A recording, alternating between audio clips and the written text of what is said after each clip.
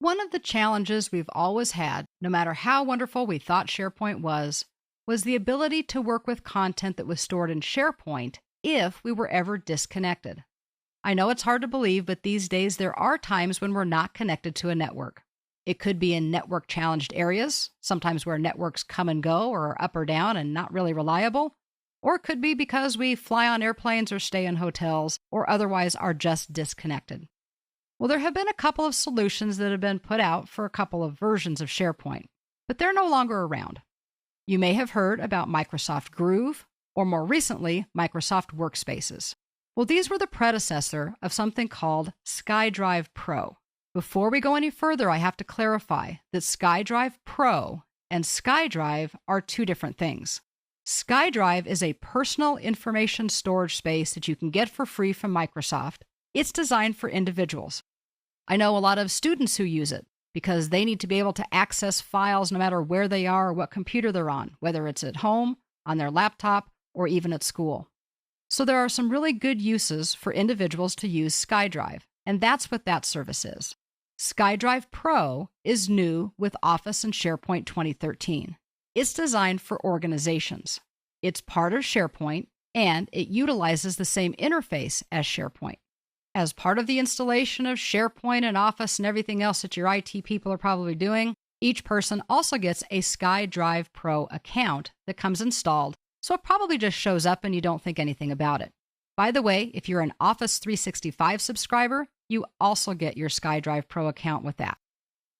Well, we need to go through several of the different features to show you how this works and why you might want to use it. First of all, we know that keeping things in SharePoint has a lot of advantages, and of course we want to do that. But what if we need to have that offline capability? Or what if we want to share with somebody who isn't allowed into SharePoint? Well, that's when SkyDrive Pro becomes an asset. First of all, from any library that you have, you can sync that content to your SkyDrive with one click. You need to notice that on the upper right-hand corner of your screen, just below your name, there's an option that says Sync. This is for syncing to SkyDrive Pro. The first time you do it, you'll go ahead and give it a click. You'll get a message that says you're about to sync the library. In this case, it's shared documents from the You Got It training.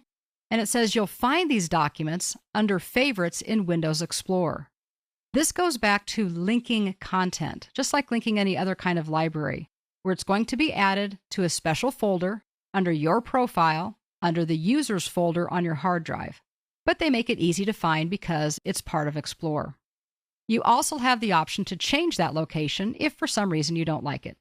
We do like it. We're going to leave it as the default, and we'll just say Sync Now. Now, of course, depending on how much content there is, it may take a while. This is telling us that it's ready to sync, and it shouldn't take too long, and you can go on and do other things while it's doing that. Again, they try to give you a lot of information about where you can find the content as it's syncing. We're actually going to just minimize this for a minute because I want to show you a different way. You do not have to sync just to find your SkyDrive. Also at the top of your screen is the SharePoint toolbar. This is what gives you access to the different elements or components of SharePoint, especially if you're using the Office 365 features. One of the options near the right-hand side is the SkyDrive itself.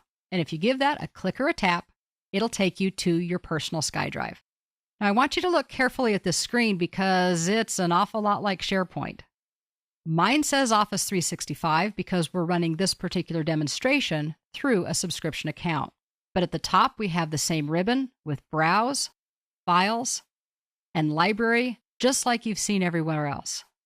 One thing that's important to note is that free SkyDrive account we were talking about that's just regular SkyDrive, that's really just a set of folders. But remember, we also said that SkyDrive Pro is part of SharePoint.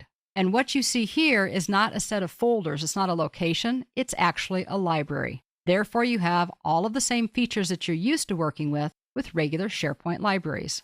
That means it should be comfortable. Now, it does tell you where you are, that you're currently in Documents.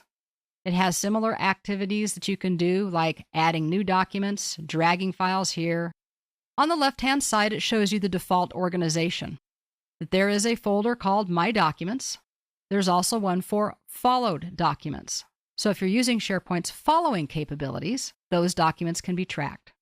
You can also see documents that have been shared with you by other people, using SkyDrive Pro. And then, of course, there are some recent documents listed down at the bottom.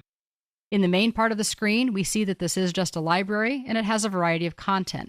But notice there's a folder called Shared with Everyone.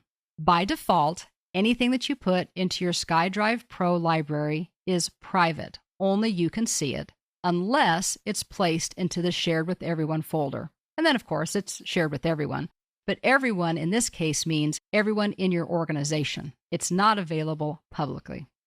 We can see over to the right the sharing icon. If you see the two little heads, it's shared.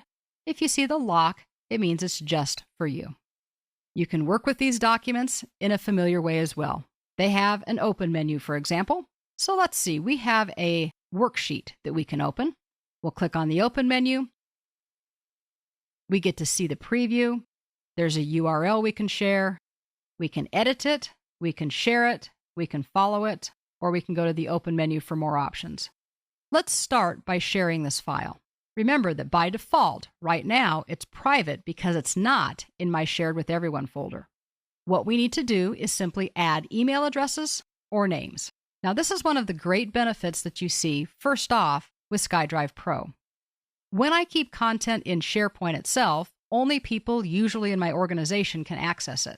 Here we can do kind of a mix and match. If you want to add someone in your organization, just start typing their name like you would in any one of SharePoint's fields. If Michael wants to share it with Aaron, you start typing Aaron's name, select the name, and that's it. If you wanted to share it with somebody who was not in your organization, you simply need to give a complete email address. Also notice on the right-hand side, you can designate if they can or can't edit. Basically, they can either view it or they can edit it. Once you get the names in place, then you can include a personal message, which I usually recommend you do. Tell people what it is you're sharing and why. And then there's an interesting check mark at the bottom. You need to be very careful with this.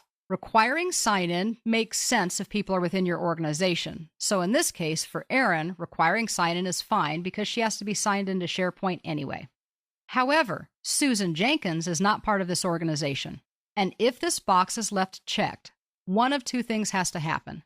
Either Susan Jenkins needs to be given a sign-on on this network, or she has to have a Microsoft account. If she doesn't have a Microsoft account, she will be prompted when she tries to log in, and it's free, so that may or may not be a big deal. But if you don't want to force people to have or use those accounts, simply take this check mark off. Now, of course, these people don't have to sign in, and that can create problems, but this is limited to only the people you've invited, so maybe not a big concern. Once you get this set up the way that you want, simply click or tap Share, and they will receive an email with the message that you have and a link telling them how to get to this particular file. By the way, that invitation to come look at your document will expire for them after 7 days. So if they don't respond and use it within 7 days, you'll need to share it with them again. Maybe a little inconvenient for you, but other than that, it's not really a big deal. Just make sure that they know that so that they don't wait too long and have to regenerate the message. Another limitation, or at least I should say another factor, is technically you can only share about 20,000 files or so. That number may change as technology changes, and I don't think for most of us, 20,000 files is going to be a limitation. Most of us don't use that many files on a regular basis. But that is how we synchronize a library. It's also how we get into our SkyDrive, kind of how we navigate around and what's here, and how we work with documents, including sharing them with people. But now comes the big question, how do we actually use it? Let's tackle that topic in part 2 of this video.